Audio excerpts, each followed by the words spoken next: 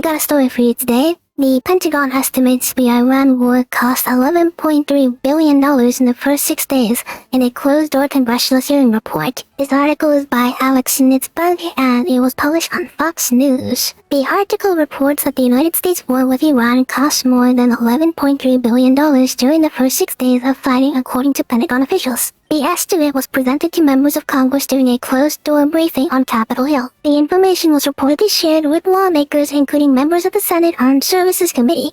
The Senate Armed Services Committee is a congressional committee responsible for the oversight of the United States military defense policy and the Department of Defense. Members of the committee received the closed-door briefing about the cost of the war and questioned Pentagon officials about the financial and strategic implications. The cost estimate was reported by multiple outlets and cited by Fox News based on sources familiar with the briefing.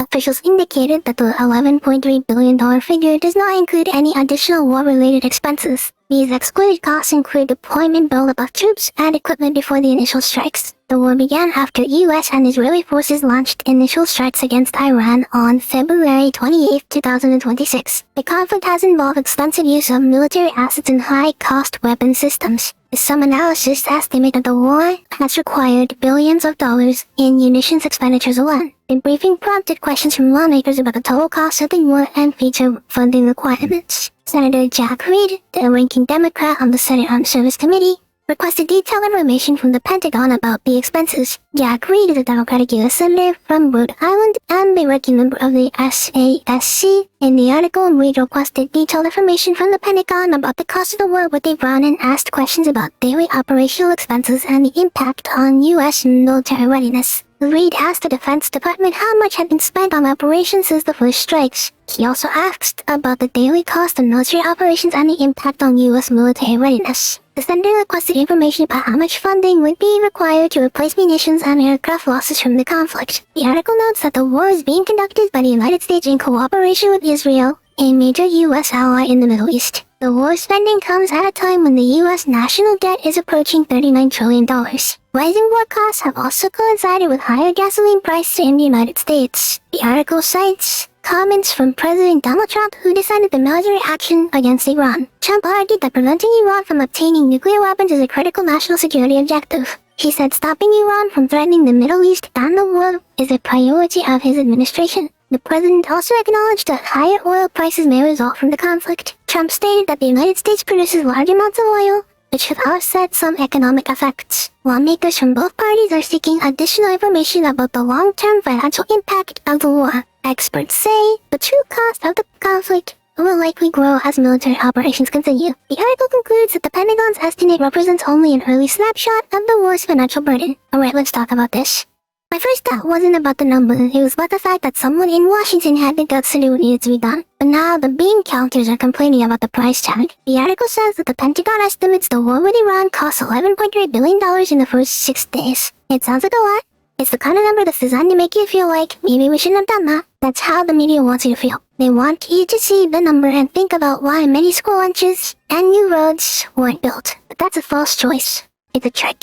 I've learned a thing or two about budgeting in my life. You don't just look at the cost of something, you also look at the cost of not doing something. Let's break down that $11.3 billion. The article is quick to point out that this number doesn't even include all of the costs, like the buildup of forces beforehand. Senator Jack Reed, a Democrat, is already writing letters to Secretary of War Pete Hegseth demanding to know every single penny spent, how it affects readiness, and how much money it will cost to replace the munitions. On the surface, that sounds like a reasonable oversight of taxpayer money. But let's be real about what this is. It's political theater. This is the same party that spent trillions on infrastructure bills that mostly funded Green Party boondoggles and social programs. This is the same party that throws money at problems without a second thought, but suddenly becomes fiscally responsible when it comes to defending the nation. It's a transparent and cynical attempt to undermine the administration. So what are we really paying for with that $11.3 billion? We're paying for the 2,000-round bunker blasters that destroyed deeply buried missile launchers. We're paying for the F-18s that blew up those Iranian warplanes on the tarmac. We're paying for the overwhelming force that, according to CENTCOM, has already reduced ballistic missile attacks by 90% and drone attacks by 83%. CENTCOM is the United States Central Command. It is one of 11 unified combat commands of the United States Department of Defense. It is responsible for directing U.S. military operations and security cooperation in the Middle East, Central Asia, and parts of South Asia, including countries such as Iraq, Iran, Afghanistan, Syria, Saudi Arabia, and Qatar. We are paying to dismantle an enemy that has sworn to destroy us and our allies. They shouted death to America. We are paying to prevent a nuclear holocaust in the Middle East. We are paying to keep the oil flowing, which, by the way, President Trump correctly pointed out, makes us money since we're the world's largest producer. Now let's talk about the cost of not spending that $11.3 billion. What's the price of letting Iran get a nuclear weapon? What's the price of them successfully launching a missile on one of our bases? What's the price of them shutting down the Strait of Hormuz and sending gas prices to $10 a gallon? What's the price of a dirty bomb going off in a major American city, an act their sleeper cells are reportedly plotting right now? The Strait of Hormuz is a vital 21 to 60 mile wide maritime choke point connecting the Persian Gulf with the Gulf of Oman and the Arabian Sea, bordered by Iran to the north and Oman, UAE, to the south. It is the world's most crucial oil transit corridor, carrying 20 to 25% of global seaborne oil and LNG. The cost of inaction isn't just theoretical, it's catastrophic. It's measured in American lives, in global economic collapse, and in a world where American enemies gain power. Compared to that $11.3 billion, this isn't just a bargain, it's a necessity. It's the insurance premium you pay on the most important policy you have, the survival of your country. The most galling part of this whole spectacle is the sheer of hypocrisy.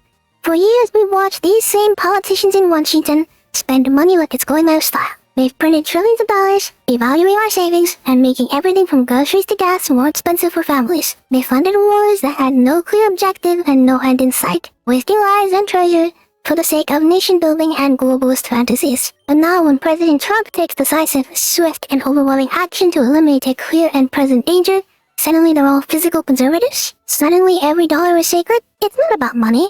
It's about the politics. They hate Trump, and by extension they hate any policy that makes him look strong and effective. They would rather see America fail than see him succeed. Look at Senator Reid's letter. He's not just asking for numbers. He's using words like readiness and combat losses to plant seeds of doubt. He's trying to create a narrative that this successful war is somehow weakening us. It's classic propaganda tactics. He's hoping that by focusing on the cost, he can make you forget the victory. He's hoping you won't notice that our pilots are safe, our ships are intact, and the enemy is getting destroyed. Let's bring this home. See, my husband works hard. He manages our finances. He gives me a weekly spending budget. We're not millionaires. We feel it when the prices go up. The article mentions that gas prices are surging. We see it in the pump. It's frustrating. But you know what's more frustrating? The thought of a world where a fanatical regime in Iran holds a nuclear knife to the throat of the world. You have to have long-term perspective. Yes, a war is expensive. Yes, it causes disruptions. But a short-term spike in gas prices is a small price to pay for long-term security. It's like paying for a new roof over your house. It's a big, unpleasant expense that you'd rather not make, but you do it because the alternative is letting it leak and eventually collapse. The Trump administration understands this. He acknowledges that we make money from high oil prices, but then he says something that every American understands. And I quote, "But of far greater interest and importance to me, as president, is stopping an evil empire, Iran, from having nuclear weapons and destroying the Middle East and indeed the world. I won't ever let that happen." End quote. That's leadership.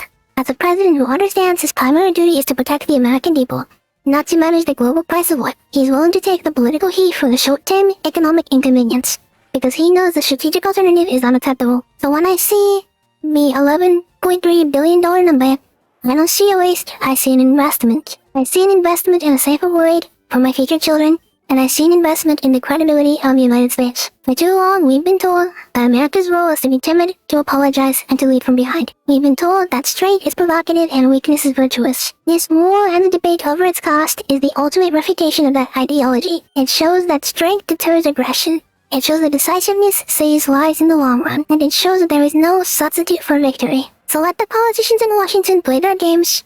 Let them write their letters and hold their hearings. The American people know what's at stake. We know that you can't put a price tag on freedom.